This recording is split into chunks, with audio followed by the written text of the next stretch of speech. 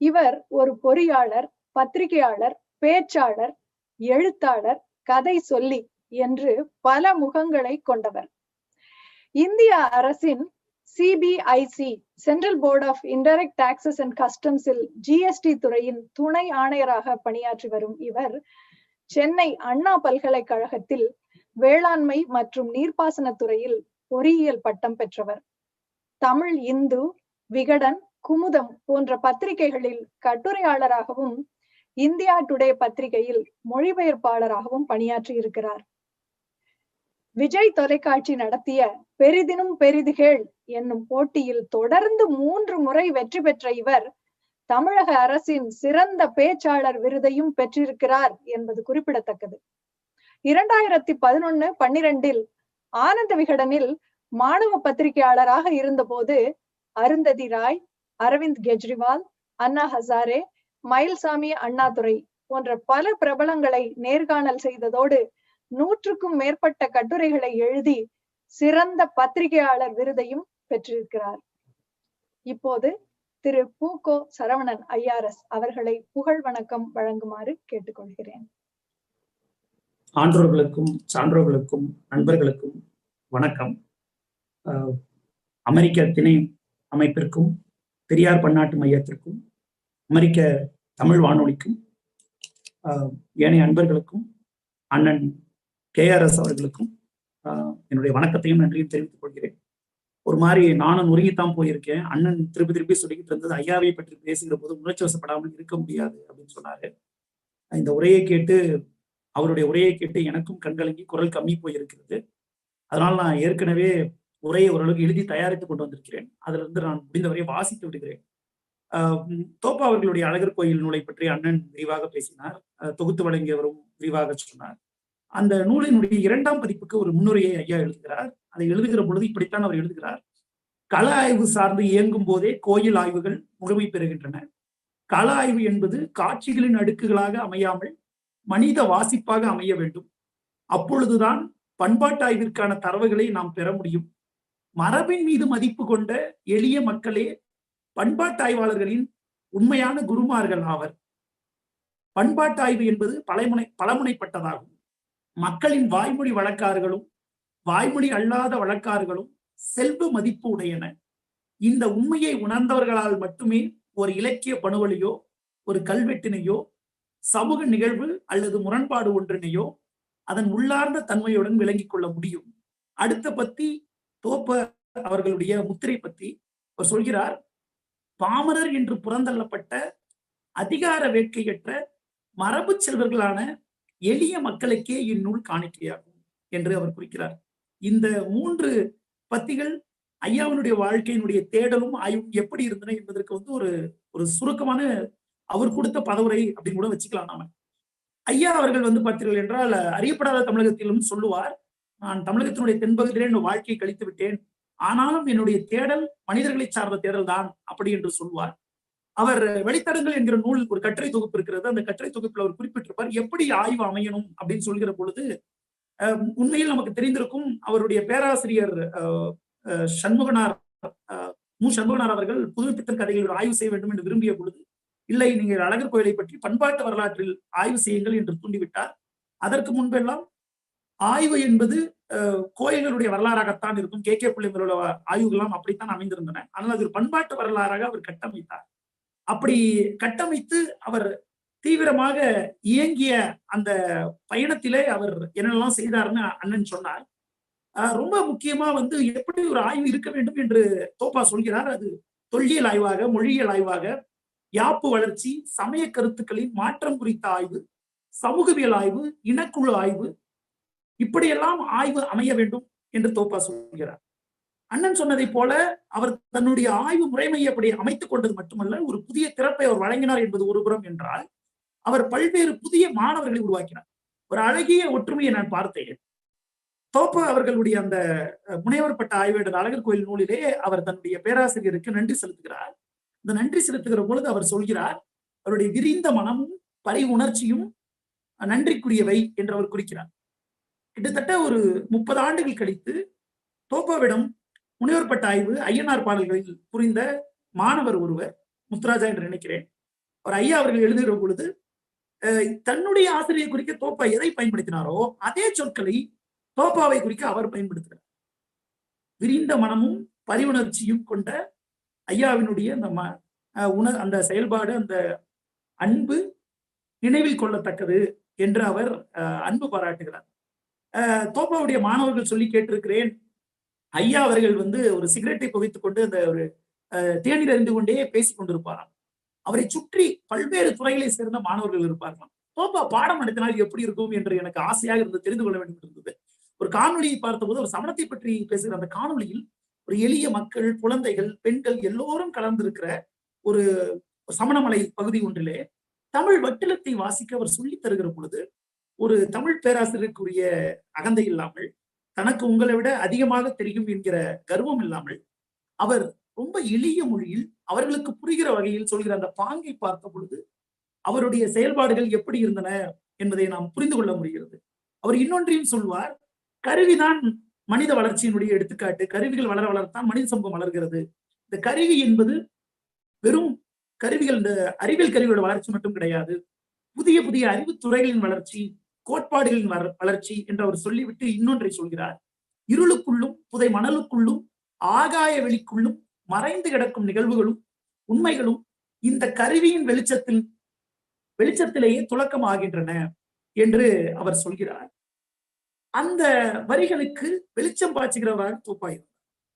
அவருக்கு அடிக்குறிப்புகள் போட்டு ஆய்வு நூலாக எழுத முடியாது என்று இல்லை. அவருடைய அழகர் கோயில் நூலாகட்டும், நான் சொன்ன அந்த வழித்தடங்கு நூலாகட்டும், இந்த இந்து தேசியம் என்கிற நூலாகட்டும், இந்த அனைத்து நூல்களிலும் அடிக்குறிப்புகளோடு ஆய்வு முறைகளோடு அனைத்தையும் எழுதுகிற திறமும் ஆற்றலும் அவருக்கு இருந்தது. ஆனால் அவருடைய அறியப்படாத தமிழகம் என்கிற நூல் எளிய மக்களின் வாழ்க்கையை பேசியது. இன்னும் சரியாக சொல்வது என்றால் புலங்கு பொருள் பண்பாட்டை, மெட்டீரியல் கல்ச்சர் என்று சொல்வார்கள் அல்லவா, அப்படிப்பட்ட ஒரு தமிழ் சமூகத்திலே அதை பரவலாக பேசுகிற ஒரு பெரிய பாய்ச்சலை அவருடைய நூல் நிகழ்த்தியது. அவர் தன்னுடைய இளமை காலத்தில் இருந்தே திராவிட இயக்கத்தில் விருப்பம் கொண்டிருந்தவர், திராவிட இயக்கத்தில் பங்களித்தவர், தன்னை வாழ்நாள் முழுக்க ஒரு பெரியாரியராக தன்னை அடையாளப்படுத்திக் கொண்டவர். அப்படி அடையாளப்படுத்திக் கொண்ட அவர் ஒரு கருந்தட்டை மாநாட்டிலே பெரியாரை பற்றி குறிக்கிறார். அந்த மாநாட்டிலே குறிக்கிற பொழுது அவர் இப்படித்தான் குறிக்கிறார் பெரியாரை பற்றி. பெரியார் எல்லா விதமான அதிகார கட்டுமானங்களுக்கும் எதிரானவர். அவர் ஒரு கலகக்குரன். அவர் எவையெல்லாம் அதிகார கட்டுமானங்களாக இருக்கின்றனோ, அது வேதமாக இருக்கலாம், கோயிலாக இருக்கலாம், கடவுளாக இருக்கலாம், உபநிடதமாக இருக்கலாம், புராணமாக இருக்கலாம், அவற்றையெல்லாம் தொடர்ந்து எதிர்த்தார். அதிகாரம் சேர்வதை அசைத்து பார்க்கிற ஒருவராக இருந்தார். பெரியாருடைய உச்சபட்ச நோக்கம் ஒரு மானுட விடுதலையாகவே இருந்தது என்று அவரை சரியாக அவதானிக்கிற ஒருவராக பேராசிரியர் தோப்பா இருந்தார் என்பது மிக என்ன. அவர் ஒரு இடத்தில் சொல்வார், இந்த நாட்டார் தெய்வங்களை ஏன் பெரியார் தாக்கவில்லை என்று சொல்கிற பொழுது நம்பிக்கை மூட நம்பிக்கை இரண்டுக்கும் இடையே உள்ள அந்த வேறுபாட்டையும் சொல்லி செல்கிற பொழுது அவர் சொல்வார், பெரியாரின் வாழ்வும் நோக்கமும் தம் மக்களின் இருத்தலுக்கும் கண்ணியமான வாழ்விற்குமான போராட்டமாக இருந்தது. எனவேதான் ஆண்டு முழுவதும் வெட்ட வெளியில் மண் குவியலாக கிடந்து ஆண்டிற்கு ஒரு முறை உயிர் கொண்டெழும் நாட்டார் தெய்வங்களை அவர் எதிர்கொள்ளவில்லை. மாறாக அதிகார மையமாகிய கோயில்களையும் அதனை மையப்படுத்திய மனித ஏற்றத்தாழ்வுகளையும் அவர் வெறுத்தார், அவர் எதிர்த்தார் என்று அவர் குறிப்பிடுவார்.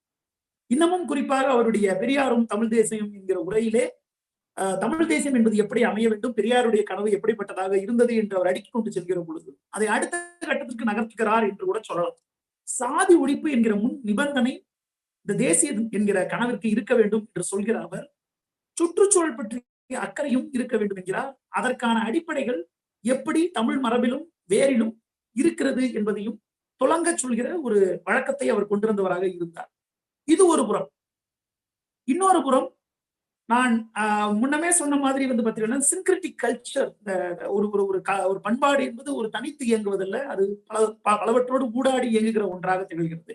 அப்படி திகழ்கிற பொழுது தோப்பா அவர்கள் இஸ்லாமிய இத இங்க தமிழ் பண்பாட்டோடு தொடர்பைத்தான் சொல்ல வேண்டும், இந்து மதம் என்று சொல்வதை தோப்பாவும் ஏற்றுக்கொள்ள மாட்டார். அது உண்மையும் கிடையாது. அவர் சொல்கிற பொழுது அந்த அழகர் கோயிலே துலுக்க நாச்சியார் என்கிற வழக்கு நிகழ்வு எப்படி ஆண்டாளை பார்க்க முடியாமல் கோபத்தோடு மன்னிக்க வேண்டும், மீனாட்சியை பார்க்க முடியாமல் கோபத்தோடு திரும்பி போகிற அழகர் தன்னுடைய காதலனை துலுக்க நாச்சியாரிடம் போகிறார் என்கிற கதை எப்படி நிகழ்கிறது. வண்டியூர் என்கிற இஸ்லாமியர்கள் தங்கியிருக்கிற அந்த ஊரிலே வான வேடிக்கை நிகழ்வை நிகழ்த்தினார்கள் என்பதையும் அவர் சொல்கிறார். அதே போல அஞ்சு வண்ணம் என்றும் சோனகர்கள் பற்றியும் அவர் பல்வேறு குறிப்புகளை தேடித்தருகிறார். அவர் தன்னுடைய அழகர் கோயில் நூலுக்காக ஈடு என்கிற வைணவ உரையாசிரியருடைய உரைகள் மணிப்பிரவாள நடையில் இருக்கும் பொழுது அதை அறிந்து கொள்வதற்காக வடமொழியை கற்றுத் தேர்ந்தவர். அதையெல்லாம் பயன்படுத்தி அவர் பல்வேறு விஷயங்களை முன்வைக்கிறார். அப்படி இருக்கிற அவர் சொல்கிறார், ஒரு கல்வெட்டுகளை படிக்கிற திறமும் அவருக்கு வாய்த்திருந்தது. அப்பொழுது அவர் சோனக சிடுக்கின் கூடு என்கிற குறிப்பு அவர்கள் அணிகிற அணியை குறிக்கிறது. அது சோனகர்கள் பெறப்பட்ட அணி என்கிறார்.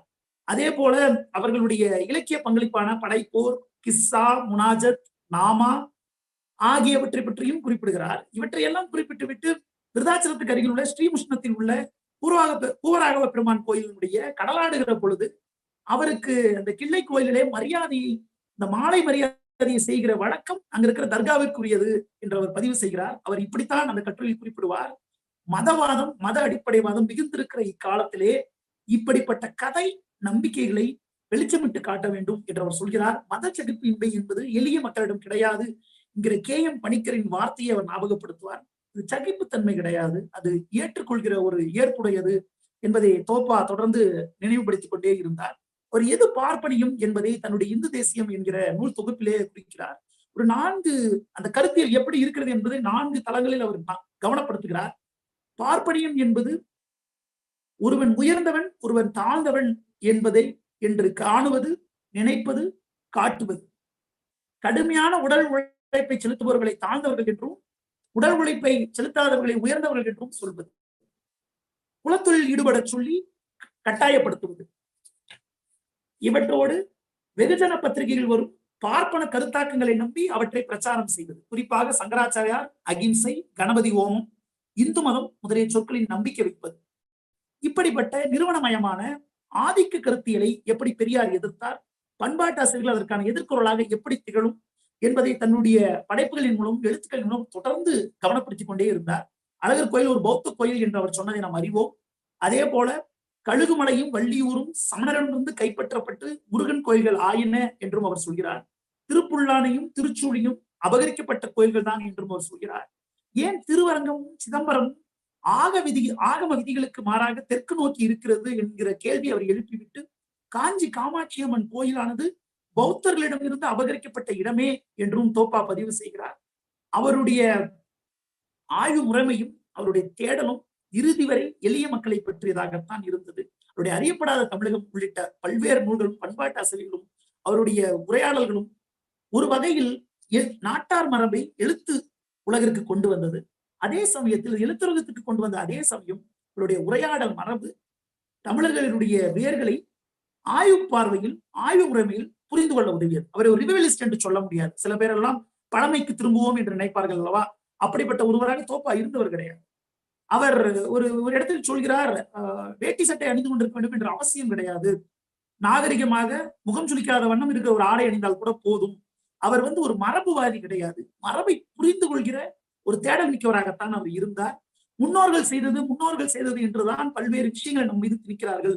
முன்னோர்கள் செய்தது என்று எதையும் ஏற்றுக்கொள்ள வேண்டியது கிடையாது என்றும் அவர் சொல்லி செல்கிறார்.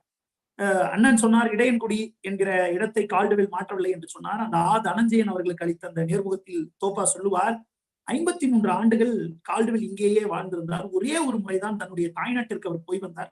தன்னுடைய மகளை கூட இங்கிருந்த ஒரு கிறிஸ்தவருக்குத்தான் அவர் மனம் முடித்து கொடுத்தார் என்றெல்லாம் அவர் சொல்கிறார். கால்டுவெல் அந்த 53 ஆண்டுகள் இந்த கொடும் வெம்மையிலும் வெக்கையிலும் செம்மண் புழுதியிலும் வாழ்ந்த அந்த வாழ்க்கையை பற்றி பேசுகிற பொழுது கால்டுவெல்லை பற்றி ஒரு 3 கூறுகளை ஐயா கவனப்படுத்துகிறார். கால்டுவெல் இங்கிருந்து எளிய மக்களுடைய சமூக விடுதலை, பொருளாதார விடுதலை, சமூக மரியாதைக்காக அயராது இயங்கினார் என்று குறிப்பிடுகிறார். அந்த வரிகள் ஐயாவிற்கு பொருந்தும். தோப்பா அவர்களுடைய எழுத்து சிந்தனை அனைத்தும் எளிய மக்களுடைய சமூக விடுதலை, அவருடைய பொருளாதார விடுதலை, சமூக மரியாதை ஆகியவற்றை கவனத்தில் கொண்டதாகவே இருந்தது. இத்தகைய தமிழ் பண்பாட்டிற்கு தொண்டாற்றிய ஐயாவிற்கு புகழ் வணக்கம். நன்றி.